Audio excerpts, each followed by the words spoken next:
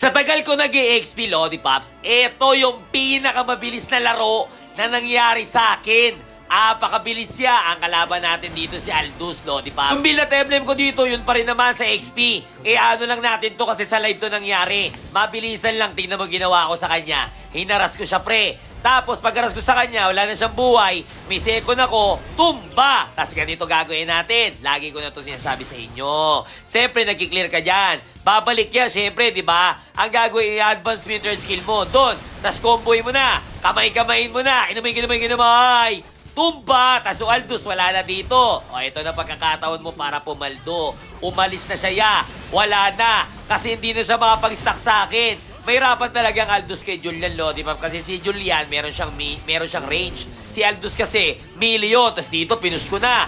Tapos dito, ang ginawa ko dito, wala talaga nagtitip sa kanila, ya. O, mapuputok na yan. O, wala na, mabilis na. Sa live to nangyari, sa mga nakapanood, shoutout sa inyo. Tapos tingnan mo, wala talaga nagdidip dito, tol, o. O, anong gagawin mo pag wala magdidip? Wala, kakamayin mo na yung Tori, ya. O, tingnan mo. Tapos dito, ang ginawa ko dito, tumori lang ako. Alam ko kasi lamang na ako, may damage na ako. Ginamay.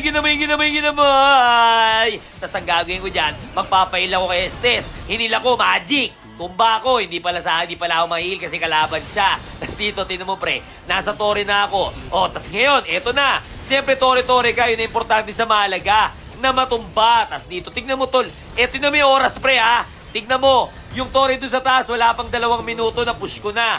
Tapos tignan mo dito, Lodi, 5 minutes na oh. Tignan mo, ubus na yung Tori nila sa taas. Pati sa gitna. Dito pinasok ko na kinamay.